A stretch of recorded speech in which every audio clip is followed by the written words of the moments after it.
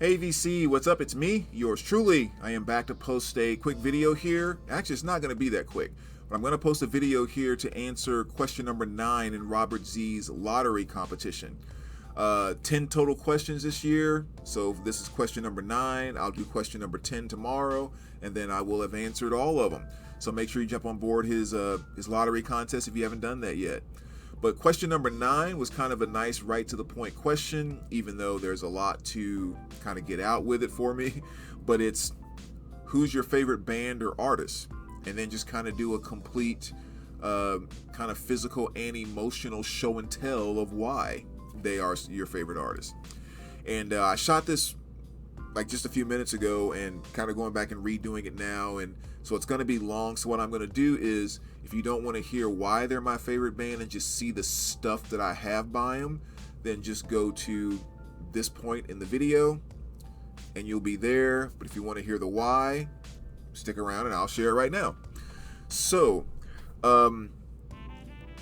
like in a lot of cases, when it comes to like what's your favorite this of all time, like what's your favorite this of all time, I have a hard time answering that question. But right now, asking me who my favorite band is or artist, that's actually pretty easy because it is automatically Godsmack. That is my absolute favorite band, and I'll be honest, like that even sometimes makes me go, really, you know. But for those of you who've been following me for any length of time and you've seen my avatar, it's Godsmack.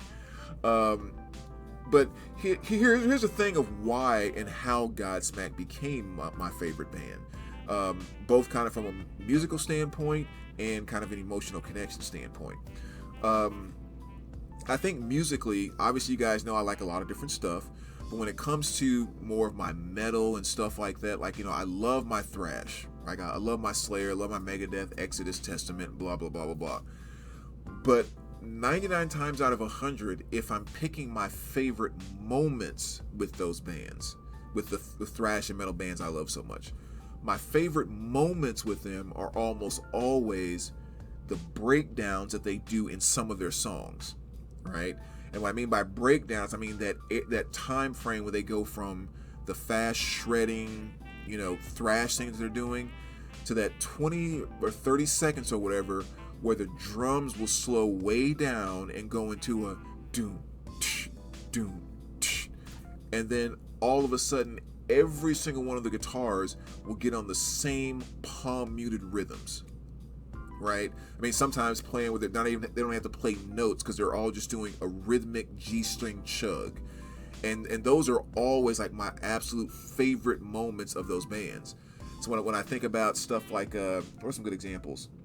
Well, like Angel of Death by Slayer, you know, towards the end of the song, there's that moment where they kind of go into that doo doo doo doo doo doo doo doo, and then of course the little riff that they're doing in the middle of that. One of my absolute favorite moments. Dead Embryonic Cells by Sepultura. Same thing from what I'm describing there. You know, that breakdown in there in the middle is just freaking awesome. And oftentimes when you're at concerts, especially a concert like a Slayer, you know, you'll have everything going wild and crazy 90% of the show. And when those breakdown moments go, it seems like that's the one moment when 90% of everybody in the arena is on the exact same page. The band, like 90% of the crowd across the board, they're all headbanging and grooving to that same rhythm for that moment. I love those moments. And Godsmack kind of personifies that because they, like I've always said, they create what I refer to as big rhythmic walls of sound is kind of what they do. Because, you know, Sully himself started out as a drummer, and still is an amazing drummer. And so when he stepped out front and started, you know, lead singing, writing and stuff like that, you can tell he's still writing things as a drummer. And he even said it one time on a live stream I was watching where during the pandemic, where this kid asked him like, hey, if you're starting off as a musician and want to, you know, kind of get into blah, blah, blah, like what instrument do you think is probably the best to start with? Like the guitar, the piano, and he said the drums. because and he explained, he said, in my mind, every instrument is a percussion instrument. He's like, even the guitar to me is a percussion instrument. So the more you know how to, I could get your groove on, for lack of better terms. He was like, that's what I recommend. And to me, it made total sense, because I was like, yes, that's exactly what attracts me to Godsmack. Is Sully writes like the guitar is a drum. And so there's just all these big rhythmic walls of sound and everything he does. And those are my favorite metal moments, especially in those first two albums. Like, whew.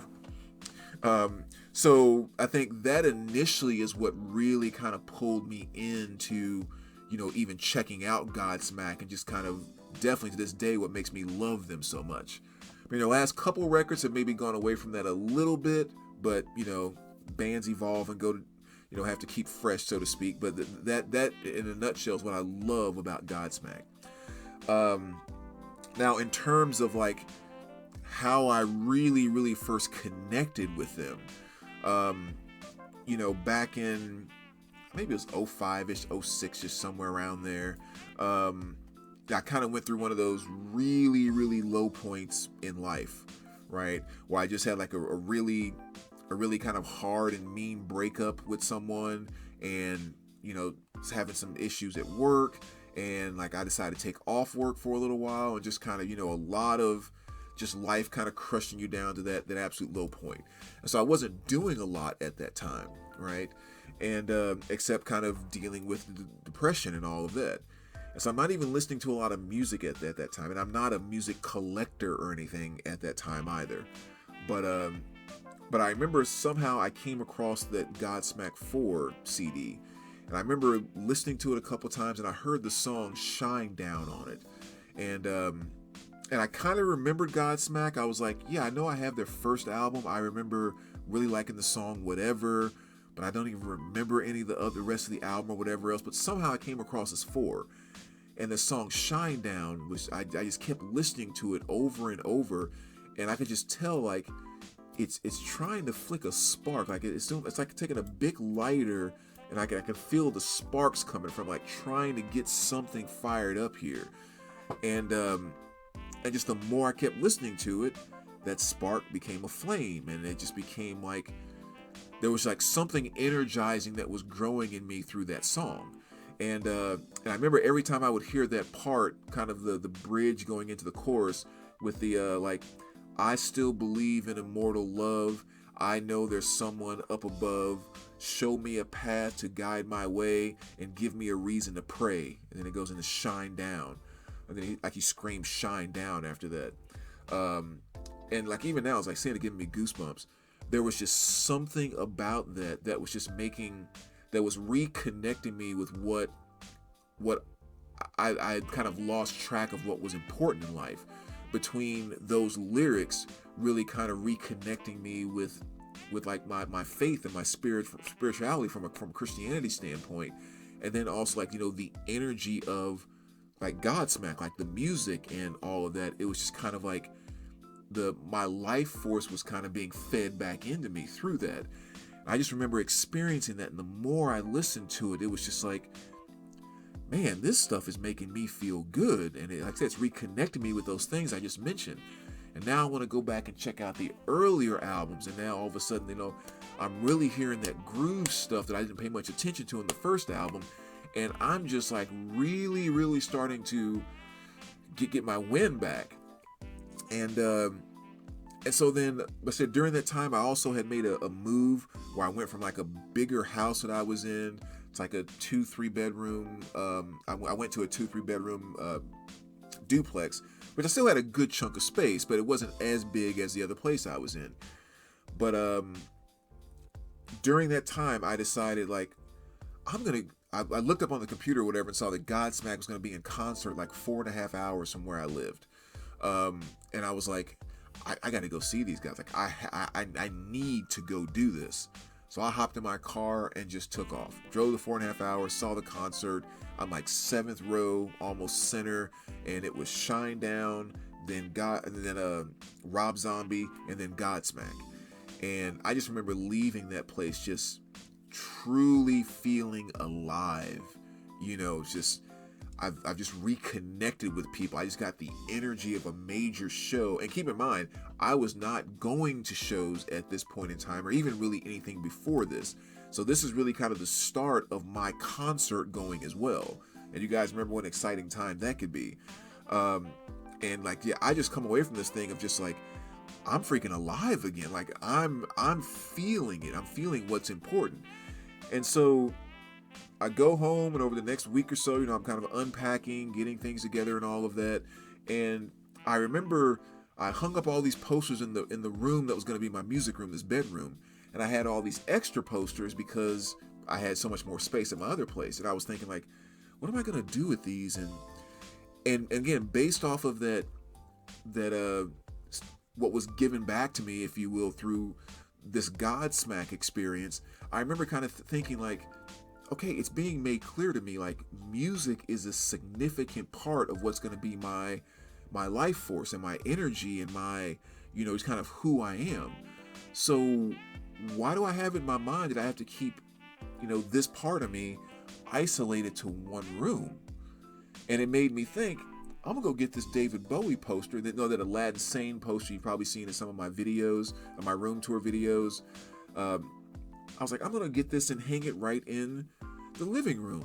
And I hung it up, and I was just like, man, that feels good. It's like, and all of a sudden I'm excited. I'm going to get my Judas Priest poster, and then I get my that Rolling Stones Jimi Hendrix poster, and I have all three of those set in my living room, like right over the TV or right over my stereo. And I'm like, that's freaking awesome. And so that was also kind of the moment where really kind of this started, where again, it was just really made clear to me, if music is my life, and it's such a gigantic part of my identity, who I am, what I feel, how I move forward through life, why am I isolating this to one room? Like, why isn't it a part of every room in my house? My bedroom, my bathroom, my kitchen, my living room. Like, where was this rule written that in the entryway to your home, you have to have a small table with a plant on top of it and a pitcher? Like, who wrote that rule? I'm like, no, I can put a Kiss poster there, and I can put my CD rack over there, and I can put my guitar over there, Like, all of this spawned with that whole experience of Godsmack reigniting that piece in me to let me know that music is a significant part of your life, and that's why you're feeling what you're feeling here. Because especially in that relationship I just got out of, because that was something that was very kind of squashed in that. So yeah, I mean, so from that point forward, it was just kind of, that's when I got into vinyl collecting, and that's when I just started. Anywhere I could go see Godsmack or whatever else, I'm hopping in my car, I'm hopping on a plane, I'm taking off, and I'm gone. And so I saw him in Nebraska, I saw him in Kansas, I saw him in Missouri, I saw him in Illinois, I saw him in Iowa, I saw him in Boston, I saw him in New Hampshire. Like, on and on and on and on. Godsmack was playing. If there's any way, shape, or form I can get there, I'm going.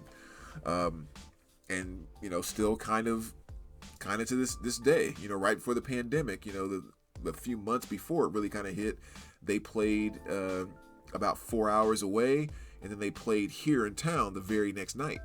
And so I drove the 4 hours, went and saw them, drove back home that same night. Next morning, got up, night came around, went and saw him again here.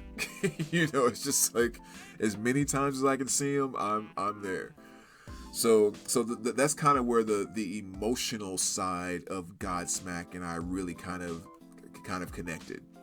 So yeah, I mean, that's what made it my favorite band. Like I said, that's why you've seen my avatar, or you've seen that symbol, that Godsmack symbol here is my avatar ever since I've been in the vinyl community for years and years and years now. I even have that Godsmack sun, the Godsmack sun tattooed right up there, which is because it was just that meaningful to me. So let's just kind of get into some of the stuff. I didn't grab everything because I didn't feel like taking everything off the wall, and didn't want to go upstairs. Too lazy to go upstairs and grab a few things. So this is a good chunk of the Godsmack stuff that I have. But let's kind of dive right into it.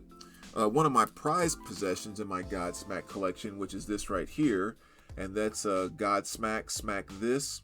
And this basically is, I mean, you know how bands are when they're first starting out, trying to get their name out. They're playing all the local bars and, you know, just kind of working to get noticed.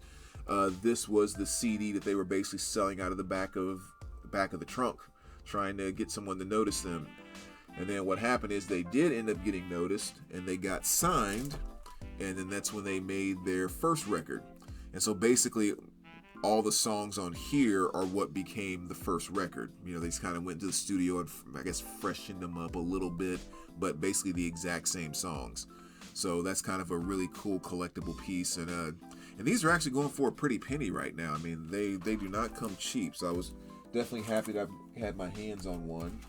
And there was a little single CD that came with it. That's a single for the song Whatever. All right, and then as far as vinyl goes, like I said, I just showed this right here, which is their first album. This was the release that came out in 2007, the 2 LP picture disc. And as you can see, signed there by Sully in 2012 when I met him at this kind of haunted house thing that he showed up for Halloween. I guess a buddy of his put it on or something like that, so he showed up to, you know, kind of build the hype, and yeah, I got a chance to meet him and got that signed, so that was awesome. Let's see here. Let's put these down here. And then this is the UK import that just came out a little while ago, kind of the unofficial pressing there, but you know, anything Godsmack, especially on vinyl, I can get my hands on. That's the one downside about Godsmack being my favorite band, is it's the one band that really has not had a push to get especially back catalog stuff put out on vinyl.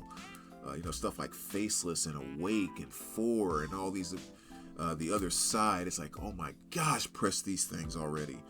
But yeah, so I went ahead and picked up a pressing of that. And then just some of the tickets I have, you know, I just threw some in the front of the sleeves there.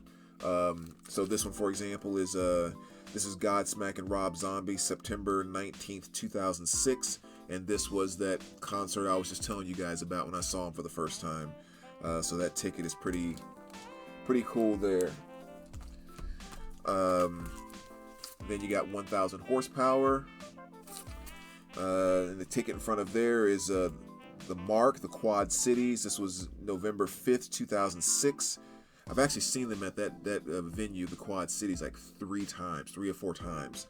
They tend to go there a lot. I guess it's just kind of towards is it northeast or northwest part of Illinois?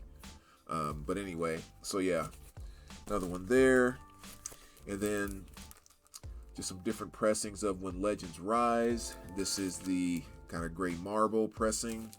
And the ticket here is from the Verizon Wireless Arena. That was December 7th, 2006. So that's another one. And then you got When Legends Rise on red vinyl.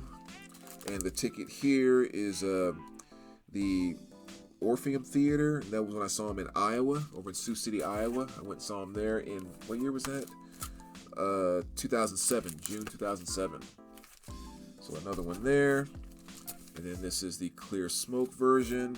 And the ticket here is Shay's Performance Art. And that was a May 27th. And actually, it's weird, I didn't have the year on there. Probably this. Oh no, 07. That was in 07 too, I'm sorry. So another one there. This is the white vinyl. This is the 5-year anniversary just came out. I think they kind of did that because they're, you know, going on tour this year, which I'm going to see them again in a few weeks, about 3 or 4 weeks. So that's going to be awesome. But just another pressing of that. Their new album, Light Up the Sky. This is the black vinyl version. And the ticket there is the one when I saw them at the Ford Center in Indiana, Evansville, Indiana. That was April in 2019. And then you have the blue vinyl here. And what was that ticket? Silverstein Event Center. And that was October 19th of 2019 when I saw him there. And then this is just one of the solo albums that Sully did in 2016. Yeah. Just kind of I think the back cover kind of captures it. Piano, acoustic guitar type of thing. So it's not like, you know, the big heavy rock thing or whatever. But yeah, really, really cool stuff. And then this inside of here, a friend of mine a few years ago, just kind of knowing how much I like Godsmack, for my birthday, instead of getting me just a regular birthday card, her daughter, who's a pretty amazing artist, just made a card for me. And of course, she made it a Godsmack Sully card. Just a really, really cool pencil drawing there, as you can see. So that was a pretty cool one that I decided to put inside of there. And then 7-inch, you have Crying Like a Bitch there. So that's another good one. CD, Strip Mine. This is the band that Sully was in before he left and went to Godsmack. What else here? This was the first time I met Sully in 2007 when I flew out to Boston to meet him at the Barnes & Nobles, which, as you can see, I met him there. And what was he doing at the Barnes & Noble? He had just had this book that came out. He was doing a signing. This is The Past We Choose, a memoir, which simply put was just kind of him talking about kind of his life as well as the specific experiences that led up to a lot of the songs on the first album. So you get a lot of good background of where the songs came from, the meaning, and all that kind of stuff. So for any Godsmack fan, that's definitely a cool one to have. And he did sign this one for me, which it says, to Brandon, stay healthy, travel well, Sully 07. And the reason he put the travel well in there too is, when I popped up there, it was just kind of like, hey, blah, blah, blah, it's like, yeah, where you from? And I was like, why he signed, like, from St. Louis. He's like, really, what are you doing out here? And I was like, dude, I came in last night just to meet you today. He was like, really? It's just, very cool, very thankful, the whole nine. And so that's where the travel well came from in that. But that was a really cool piece. All my Godsmack CDs, I'm not going to go through and show those. I mean, studio albums, maxi singles, all that stuff. Ooh. Single of Whatever, first self-titled album cassette. Of course, we just came out of the pandemic, and there were basically 2 masks that I wore the entire time. And this was one of them. So I had the Godsmack mask, and I had some American flag mask, and those were the 2 that I had. Some more autographed CDs. There's a signed copy of the album 4 I was talking about earlier, which is awesome. Again, one that I want on vinyl so bad. This one too would be another great one to have on vinyl. This is The Other Side. It's basically kind of like their unplugged version of their first couple albums mainly, but it's just them doing acoustic versions of their songs, which are really, really good. Just another picture when I saw them at Barnes & Nobles. So nothing big to show there. Some homemade coasters. Awake, so needed on vinyl. Faceless, so needed on vinyl. 1000 Horsepower, When Legends Rise, and self-titled. These CDs that I had hanging up on the wall. Again, autographed, which is really cool.